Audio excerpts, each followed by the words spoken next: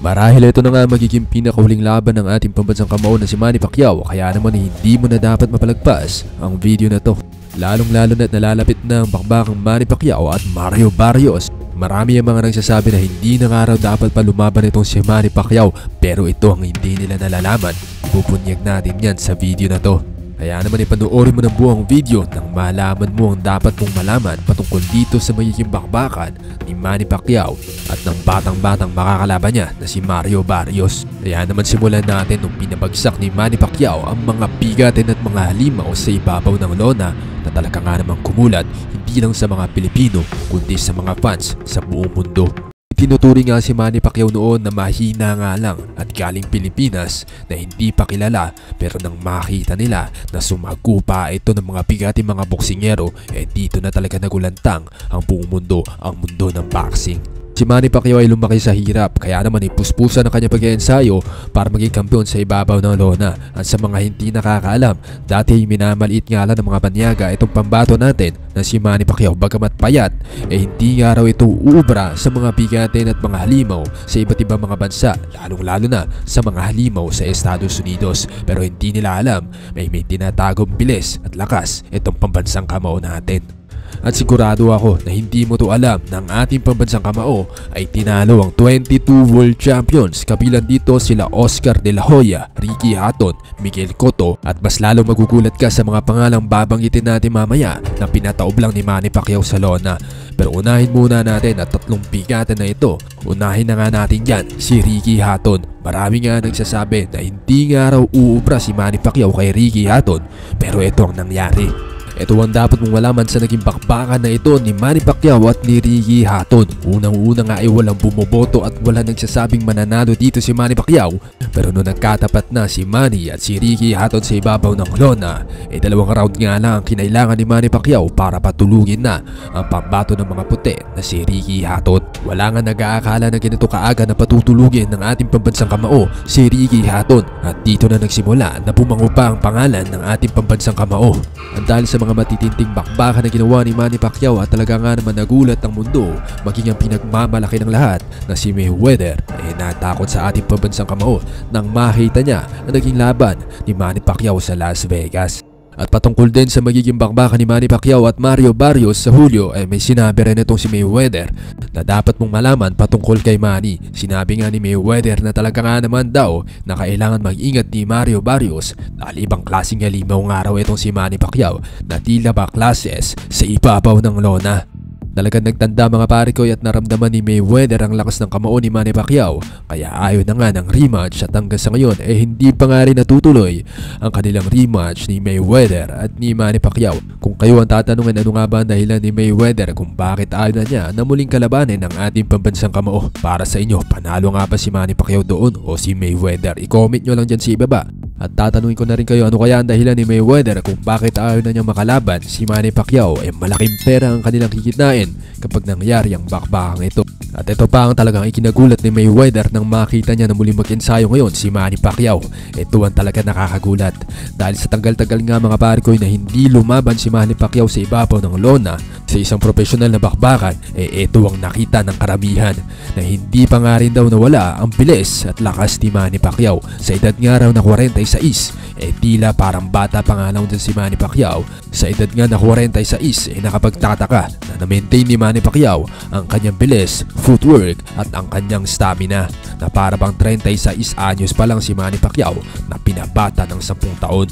At sa mga hindi nakakaalam may partida pa nga si Mayweather noon nung kinalaban niya si Manny Pacquiao, dahil nung lumaban si Manny Pacquiao kay Mayweather noong 2015 meron pa siyang torn rotator cuff. Nangangahulugan ito na hindi maayos ang kaliwang braso ni Manny Pacquiao, pero umabot pa rin si Manny ng 12 rounds kay Mayweather. Talaga nga namang matinding mandirigma itong si Manny Pacquiao.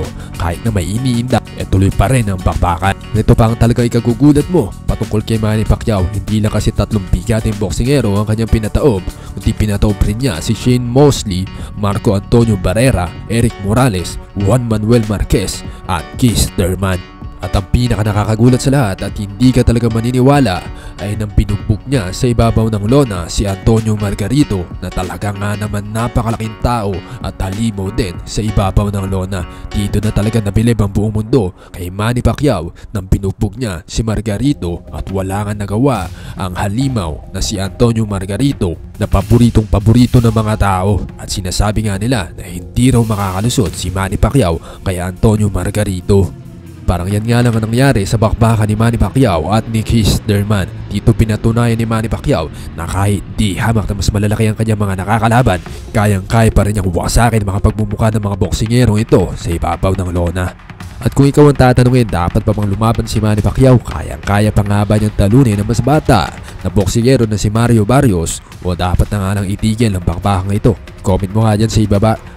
I-like mo na rin ang ating video kung tiwala ka pa sa ating pambansang kamao na kayang-kaya pa niyang labanan ang batang-bata 29 anyos na si Mario Barrios sa ibabaw ng lona.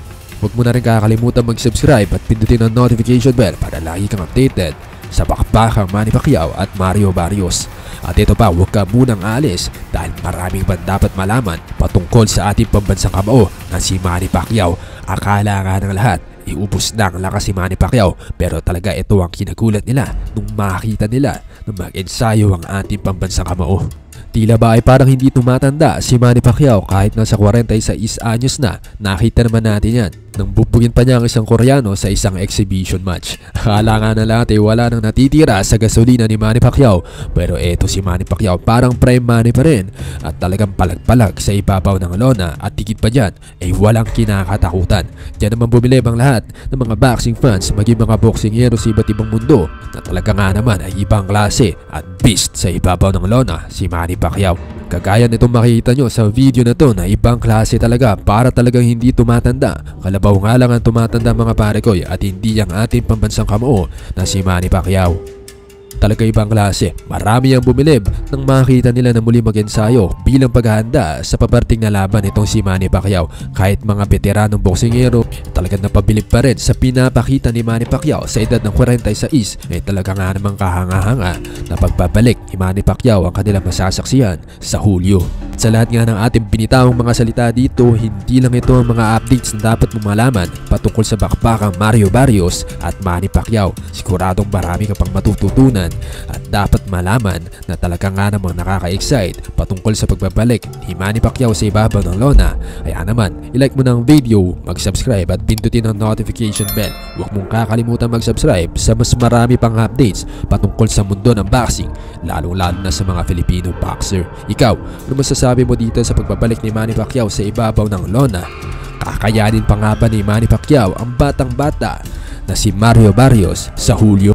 Kagaya ng ginawa ni Manny Pacquiao sa mga boksingerong ito sa mga mas bata sa kanya, talagang hindi nagpasindak si Manny Pacquiao bagkus pinatop niya lahat ng humarang at pinatunayan na wala nga sa edad ang lahat sa mundo ng boxing.